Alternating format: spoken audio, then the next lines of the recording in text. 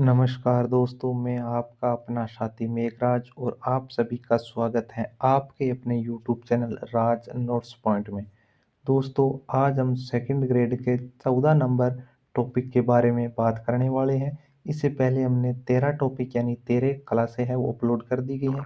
आज का हमारा 14 नंबर टॉपिक यानी 14वीं क्लास है पर्यावरणीय समस्याएं एवं वैश्विक रणनीति के महत्वपूर्ण क्वेश्चनों के बारे में बात करने वाले हैं। तो दोस्तों, इनकी जो इससे पहले जो आपके 13 टॉपिक हैं उनकी आपको यूट्यूब चैनल के अलग से एक प्लेलिस्ट बनाई हुई है सेकंड ग्रेड ज्योग्राफी के नाम से। वहाँ पर आपको संपूर्ण क्लासें हैं वो मिल जाएगी, वहाँ पर आप देख सकते हो। तो आज का हमारा पहला क्वेश्चन है कि विश्व पर्यावरण दिवस कब बनाया जाता है। वेरी वेरी इंपॉर्टेंट है और कई बार पूछा गया क्वेश्चन है, क्योंकि टॉपिक ही ऐसा है कि पर्यावरणीय समस्याएं एवं वैश्विक रणनीतियाँ। तो इसका पहला ही क्वेश्चन बनता है कि विश्व पर्यावरण दिवस कब बनाया जाता है, और ये कई बार एग्जामों में पूछा गया क्वेश्चन है। तो ये 1 नवंबर को मनाया जाता है या 5 जून को या 14 अगस्त को या 5 मई को। तो दोस्तों, वेरी वेरी इंपॉर्टेंट है। तो इसका सही आंसर होगा कि 5 जून को विश्व पर्यावरण दिवस बनाया जाता है।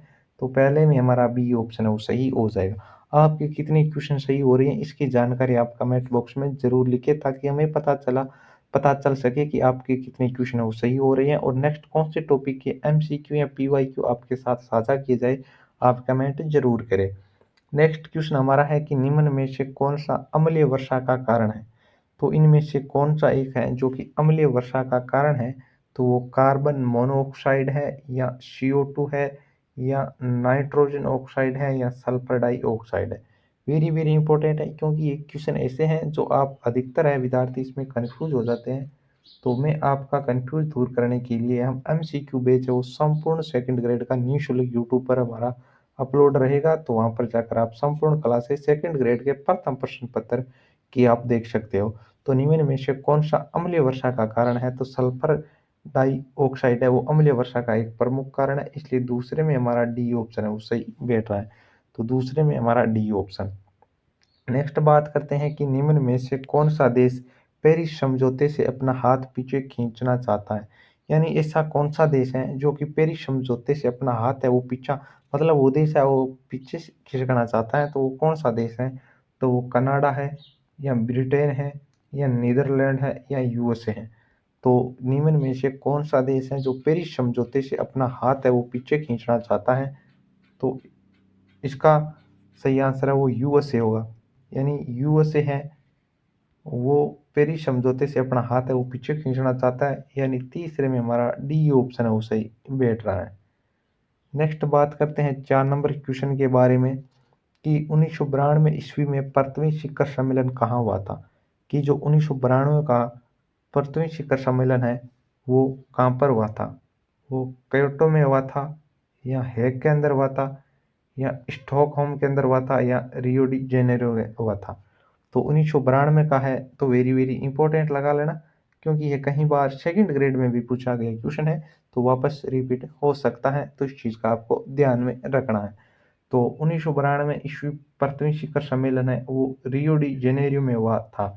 तो 1992 का पृथ्वी शिखर सम्मेलन कहाँ हुआ था। Rio de Janeiro. Very very important है, कहीं बार एग्जामों में पूछा गया क्वेश्चन है, इसलिए चौथे में हमारा डी ऑप्शन है वो सही बैठ रहा है। नेक्स्ट बात करते हैं 5 नंबर की। निम्न में से कौन एक एजेंडा 21 से संबंधित है। ये भी इंपॉर्टेंट क्वेश्चन है, मैं मोस्ट लगा देता हूँ, क्योंकि ये भी कई बार एग्जाम में पूछा गया क्वेश्चन है। तो निम्न में से कौन सा एक एजेंडा 21 से संबंधित है। तो मॉन्ट्रियल संधि है या रियो सम्मेलन है या क्योटो संधि है या +5 सम्मेलन है। तो निम्न में से कौन एक एजेंडा 21 से संबंधित है। तो दोस्तों, इसका भी सही आंसर होगा रियो सम्मेलन। जो रियो सम्मेलन है वो एजेंडा 21 से संबंधित है, इसलिए 5 में हमारा बी ऑप्शन सही बैठ रहा है। दोस्तों, आपको पहले इस टॉपिक की पूरी डिटेल पढ़नी है, उसके बाद में MCQ निकालने, ताकि आपको पता चले कि पिछले एग्जामों में किस प्रकार के क्वेश्चन पूछे गए थे और आगे किस प्रकार के क्वेश्चन वो पूछे जा सकते हैं। ये पिछले एग्जामों में पूछे गए सारे क्वेश्चन मैं आपके साथ वो साझा कर रहा हूँ, जो आपके लिए बहुत ही ज़्यादा महत्वपूर्ण है। नेक्स्ट हमारा क्वेश्चन है कि निम्न में से किस वैज्ञानिक ने सर्वप्रथम अंटार्कटिका पर ओजोन क्षय का साक्ष्य प्रस्तुत किया था। यानी यह कौन सा वैज्ञानिक था, कि ऐसा कौन सा वैज्ञानिक था जिसने सर्वप्रथम अंटार्कटिका पर ओजोन क्षय का साक्ष्य वो प्रस्तुत किया था। मोलिना ने या रोलैंड ने या जेफ हार्मन ने या एमल पेरी ने? अच्छा क्वेश्चन है, क्योंकि जो ओजोन परत है उसका है वो अंटार्कटिका पर क्षय हो रहा है। तो इसका साक्ष्य है वो सर्वप्रथम किसने प्रस्तुत किया था? तो ये जेफ हार्मन ने प्रस्तुत किया था। यानी छठे में हमारा सी ऑप्शन है वो सही बैठ रहा है। नेक्स्ट बात करते हैं 7 नंबर की, यदि क्योटो प्रोटोकॉल कार्बन डाइऑक्साइड के लिए है तो मॉन्ट्रियल प्रोटोकॉल किसके लिए? वेरी वेरी इंपॉर्टेंट लगा लेना दोस्तों, वेरी वेरी इंपॉर्टेंट। ये 100% इस बार सेकंड ग्रेड में पूछा जाएगा, क्योंकि इस प्रकार के क्वेश्चन सेकंड ग्रेड के अंदर पूछा जाता है, क्योंकि अब आरपीसी का लेवल है वो बदल चुका है, तो आपको उसके अनुसार ही तैयारी करनी होगी।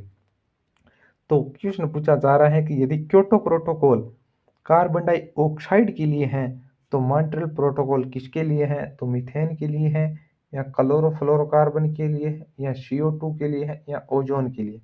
तो दोस्तों साथ में हमारा बी ऑप्शन है वो सही बैठ रहा है कि ये क्लोरोफ्लोरोकार्बन के लिए मॉन्ट्रियल प्रोटोकॉल है, इसलिए साथ में हमारा बी ऑप्शन सही बैठ रहा है। आपके कितने क्वेश्चन सही हो रहे हैं इसकी जानकारी आप कमेंट बॉक्स में जरूर बताएं। नेक्स्ट 8 नंबर क्वेश्चन है कि ओजोन का एक प्रतिरूप है, कि इनमें से ओजोन का प्रतिरूप क्या है? तो कार्बन डाइऑक्साइड है या ऑक्सीजन है या नाइट्रोजन है या हाइड्रोजन है? तो ओजोन का एक प्रतिरूप है, तो 8 में हमारा बी ऑप्शन सही बैठ रहा है कि ऑक्सीजन है वो एक का ओजोन का प्रतिरूप है, यानी 8 में हमारा बी ऑप्शन है वो सही बैठ रहा है। नेक्स्ट बात करते हैं 9 नंबर की, जलवायु परिवर्तन का सर्वप्रमुख कारक है। वेरी वेरी इंपॉर्टेंट है, क्योंकि समझ के आधार पे ये क्वेश्चन आप आराम से हल कर सकते हो, क्योंकि सेकंड ग्रेड के अंदर ये 4-5 टॉपिक ऐसे हैं जिसमें आपको ऐसा लग रहा है कि कुछ नहीं आएंगे, लेकिन इसके आप महत्वपूर्ण क्वेश्चन हल कर लोगे तो भी आप अच्छे स्कोर है वो प्राप्त कर सकते हो, क्योंकि ये टॉपिक ज़्यादा बड़े हैं, समझ में आता नहीं है, ये तथ्य आधारित है, क्योंकि इनको रट्टा लगाना बहुत ही ज़्यादा जरूरी होता है, तभी आप याद कर पाओगे। तो जलवायु परिवर्तन का सर्वप्रमुख कारक है तो वह मनुष्य है या पौधे हैं या पशु हैं या झाड़ी हैं? तो जलवायु परिवर्तन का सर्वप्रमुख कारक है तो वह मनुष्य है, यानी 9 में हमारा ए ऑप्शन है वो सही बैठ रहा है। आगे बात करते हैं नेक्स्ट 10 नंबर की, सूर्य के प्रकाश से पराबैंगनी विकिरण अभिक्रिया निम्न में से क्या पैदा करती है? वेरी वेरी इंपॉर्टेंट क्वेश्चन है कि सूर्य के प्रकाश से पराबैंगनी विकिरण अभिक्रिया निम्न में से क्या पैदा करती है? कार्बन मोनोऑक्साइड या सल्फर डाइऑक्साइड या ओजोन गैस या हाइड्रोजन? तो जो सूर्य के प्रकाश से पराबैंगनी विकिरण अभिक्रिया निम्न में से क्या है वो पैदा करती हैं? तो इसका हमारा सही आंसर होगा कि ओजोन गैस है वो पैदा करती हैं। 10 में हमारा सी ऑप्शन है वो सही बैठ रहा है।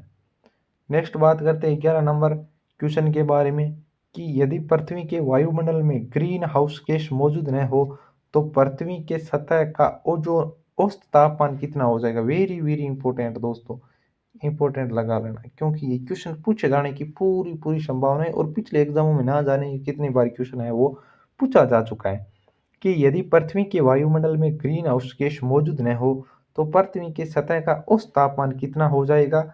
-18 डिग्री से -20 डिग्री या 18 डिग्री से 20 डिग्री या 8 डिग्री से 18 डिग्री या 2 डिग्री से 8 डिग्री? दोस्तों आपका ये क्वेश्चन सही हो रहा है या गलत हो रहा है, आप कमेंट करके जरूर बताना कि आपने ये क्वेश्चन जब हल किया तो आपका सही था या गलत था। तो इसका सही आंसर होगा कि -18 डिग्री से -20 डिग्री हो जाता है तापमान, अगर ओजोन परत है वो तापमान है ग्रीन, मतलब यदि पृथ्वी के वायुमंडल में ग्रीन हाउस गैस मौजूद नहीं होगी तो पृथ्वी की सतह का औसत तापमान है वो -18 डिग्री से -20 डिग्री तक चला जाएगा, यानी 11 में हमारा ए ऑप्शन है वो सही बैठ रहा है। आगे बात करते हैं नेक्स्ट 12 नंबर की, ग्रीन हाउस की तुलना की जा सकती है, यानी ग्रीन हाउस गैस है उसकी तुलना हम कैसे कर सकते हैं? कि जमीन पर उगे पेड़ से कर सकते हैं या चारागाह में चरते हुए जानवर से कर सकते हैं या बगीचे में टहलते हुए आदमी से कर सकते हैं या धूप में पार्क की गई कार से कर सकते हैं? तो दोस्तों इसका आसान सा सवाल का जवाब आप दे सकते हो कि इसका सही आंसर होगा कि धूप में पार्क की गई कार से हमें वो ग्रीन हाउस गैस की वो तुलना कर सकते हैं, यानी 12 में हमारा डी ऑप्शन है वो सही बैठ रहा है। नेक्स्ट बात करते हैं 13 नंबर की, जलवायु परिवर्तन के प्राकृतिक कारणों में शामिल नहीं है, कि इनमें से कौन सा एक कारण है जो कि जलवायु परिवर्तन के प्राकृतिक कारणों की बात हो रही है? दोस्तों क्वेश्चन को सही ढंग से पढ़ना है, क्योंकि ये बात है वो प्राकृतिक कारणों की कर रहा है, तो इसमें सूर्य की तीव्रता से परिवर्तन या ज्वालामुखी उद्भेदन या महासागरीय धाराओं के परिचक्रण में परिवर्तन, ये तीनों है वो प्राकृतिक कारण है। लेकिन इसमें जो नाइट्रस ऑक्साइड का उत्सर्जन है वो प्राकृतिक कारण नहीं है, इसलिए 13 में हमारा डी ऑप्शन है वो सही बैठ रहा है। आगे बात करते हैं नेक्स्ट 14 नंबर क्वेश्चन के बारे में कि ओजोन परत पृथ्वी की सतह से करीब ऊंचाई पर होती है। मतलब ओजोन परत है वो पृथ्वी की सतह से कितनी ऊंचाई पर पाई जाती है, तो 15 से 50 किलोमीटर की ऊंचाई पर होती है, या 150 से 500 किलोमीटर, या 200 से 600 किलोमीटर, या 300 से 700 किलोमीटर। तो दोस्तों इंपॉर्टेंट क्वेश्चन लगा देता हूँ क्योंकि ये question very very important question है और कई बार एग्जामों में पूछा गया क्वेश्चन है।